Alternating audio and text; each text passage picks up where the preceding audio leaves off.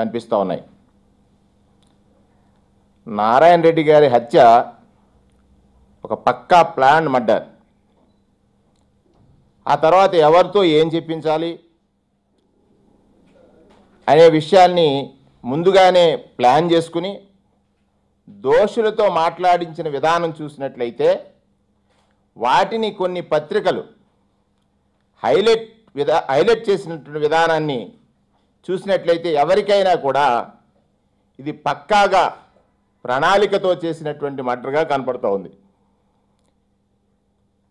ఈ హత్య వెనక ముఖ్యమంత్రి గారు ఒక ప్రణాళికతో ఆయన ఏ విధంగా చేయించాడు అని అనటానికి ఆయన దిగజారుడు రాజకీయాలు, కులం రంగు పులిమి, ఈ హత్యలో కులం రంగు పులిమి దిగజారుడు రాజకీయాలు చేసేటువంటి చంద్రబాబు నాయుడు గారి నైజం ప్రజలందరికీ అర్థమైంది. కొన్ని నెలలు ముందుగానే హత్యకు ప్రణాళిక సిద్ధం చేసి ఎక్కడికో వెళ్ళిపోయిన వారిని వెనక్కి రప్పించి ఆ గ్రామాలకి మరీ హత్య చేయించారనేది ఈ ప్రణాళికలో స్పష్టంగా కనపడుతున్నటువంటి విషయం.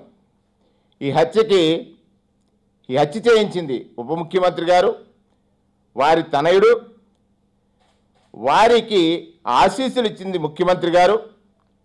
వీరి చేతిలో ఉన్నటువంటి పోలీస్ బాసులు ఈ హత్యకు సంబంధించినటువంటి నిజాలని పాత్ర వేస్తున్నారు. కాబట్టే వైఎస్ఆర్ కాంగ్రెస్ పార్టీ ఈ నిజాల్ని పోలీసు బాసులతో పాత్ర వేయిస్తున్నటువంటి చంద్రబాబు నాయుడు గారు పాత్రని బయటకు రావాలంటే దీనిపై సిబిఐ విచారణ జరగాలనేటువంటిది వైఎస్ఆర్ కాంగ్రెస్ పార్టీ చేస్తున్నటువంటి డిమాండ్.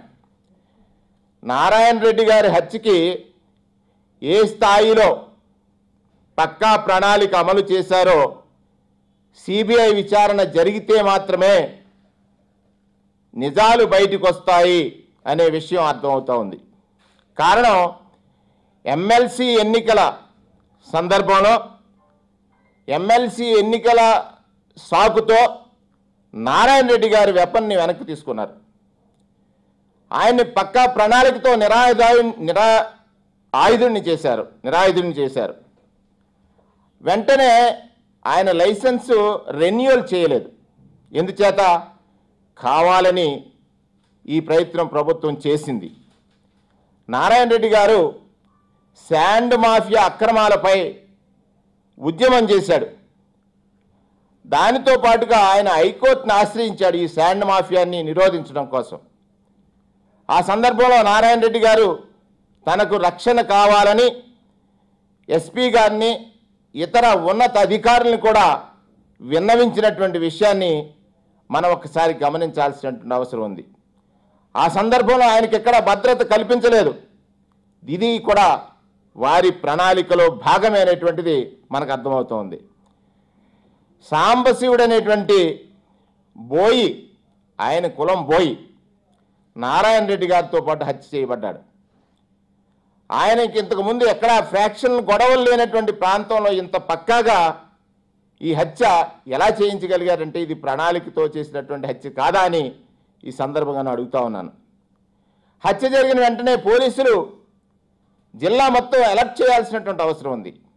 కాటన్ చర్చ చేయాల్సిన అవసరం ఉంది.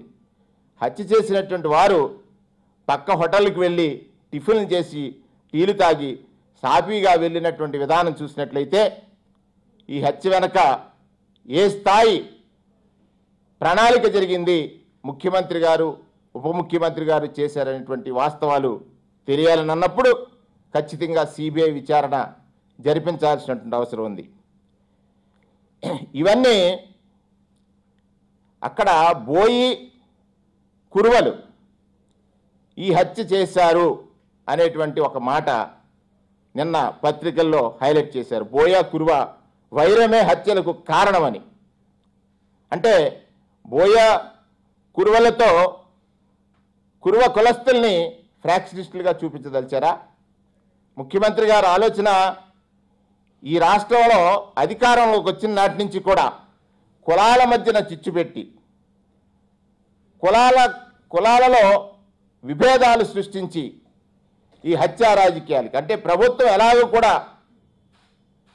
ప్రజల మన్ననలు పొందలేని స్థితిలో ఉంది. కేవలం ప్రత్యర్థులను హతమార్చడం ద్వారా రాజకీయాలు కొనసాగించాలనేటువంటి ఒక ధోరణితో వెళ్తా ఉన్నారు. ఈ హత్యా రాజకీయాలను ప్రోత్సహించు ఈ రాష్ట్రంలో లా అండ్ ఆర్డర్ని ఏ విధంగా పాత్ర వేస్తూ ఉన్నారు. కేవలం ప్రత్యర్థుల్ని మట్టుపెట్టడం ద్వారా తన అధికారాన్ని కొనసాగించాలనేటువంటి నైజం కనపడుతూ ఉంది. వాస్తవానికి ఈ హత్యలో ఆశీస్సులు చంద్రబాబు గారు ఇస్తే ఆచరణ కేఈ గారు చేశారు. చెప్పేది ఏంటంటే కురువలు బోయలు చేయించారని చెప్పేటువంటి ప్రయత్నం చేస్తూ ఉన్నారు. ఇది ఎంత దారుణమైన విషయం ఈ రాష్ట్ర ప్రజలు అర్థం చేసుకుంటా ఉన్నారు. ఇది దిగజారుడు రాజకీయం, కుల రంగు పూయడానికి ఒక ప్రయత్నం.